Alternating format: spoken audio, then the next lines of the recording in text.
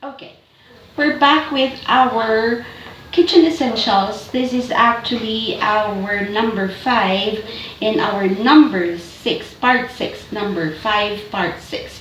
So we had our puto, we had our leche flan, we had our turon, we had our palitaw, and now we have our baked product. Our baked product is going to be our crinkles. Okay, so with our crinkles, you have an option, okay, for those who are going to make at home. If you have an oven, yes, please use and make this. But if you don't have an oven, so maybe we can have a substitute of an oven, okay. So meantime, for those who have ovens, you can have this crinkle to be one of your desserts, okay.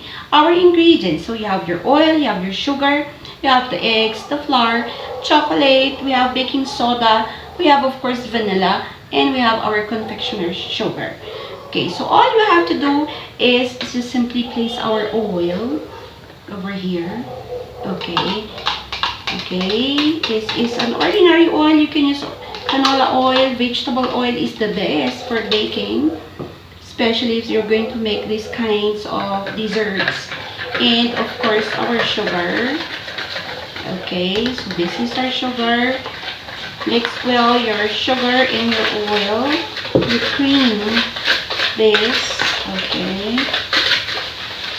You can just use a fork, but if you have a mixer, why not? Okay, for those who have a mixer, you can use it, electric mixer. Again, I mixed my oil and the white sugar. Okay, I will now place 3 eggs at a time. Okay. It's with the egg white and the egg yolk being there. Okay. So, these are large eggs.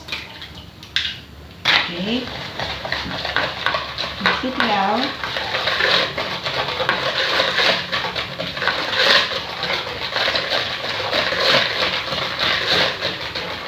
Okay. And the last egg.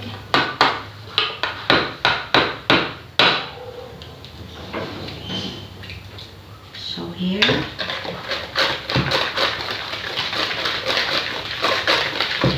And we simply have to place our sifted flour. Okay. So here we are. You have to sift it. Okay. Simply mix it.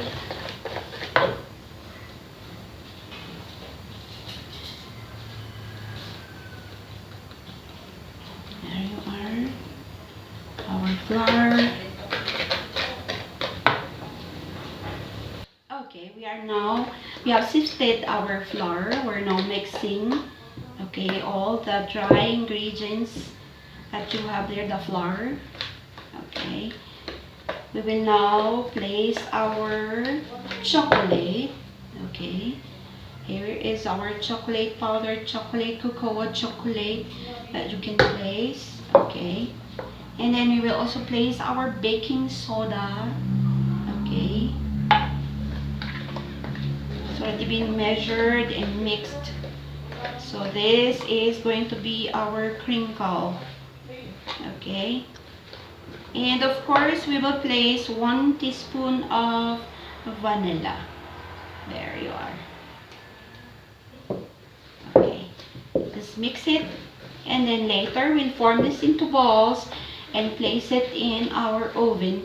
But before you place this in your oven, you have to place it, of course, sprinkle a little of your confectioner's sugar. Okay. Remember, the confectioner's sugar, hindi po natin minix dito. Mimix po natin yung confectioner mamaya bago po natin i-bake.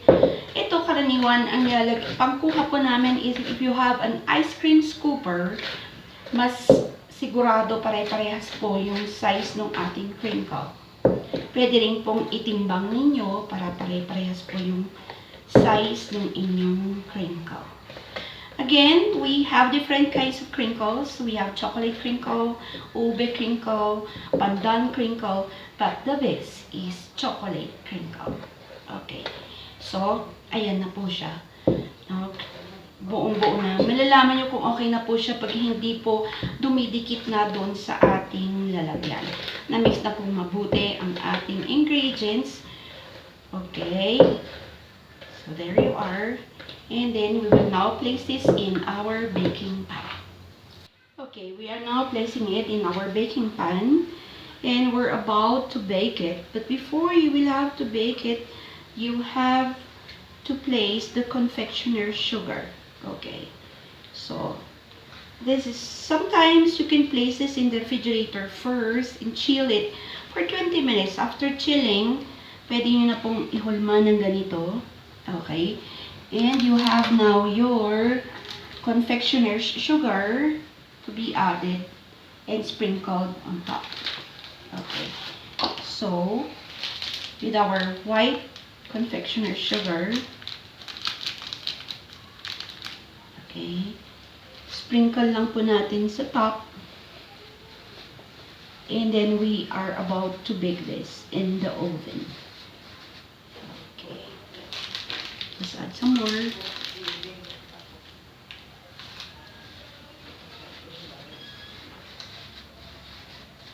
Okay, lalagay na po natin ito sa oven.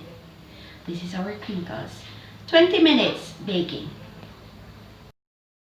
Our crinkles was baked at 180 degrees Celsius. And how will you know that your crinkles are done? You simply have to prick it with a toothpick, okay? And nothing goes back into your toothpick. See to it that it should not be overcooked. If you want your crinkles to be chewy, not hard, then simply have the right temperature and the right timing, which is just 20 minutes. If it goes beyond, it's going to be hard. Okay, but most cookies are hard, but this kind of cookie, which is a crinkle, we want it to be soft, chewy, that melts in your mouth. Again, thank you so much. This is Mom Cheat. This is Chef Cheat Constance Florentine. This is our kitchen essentials dessert final requirement. Thank you so much.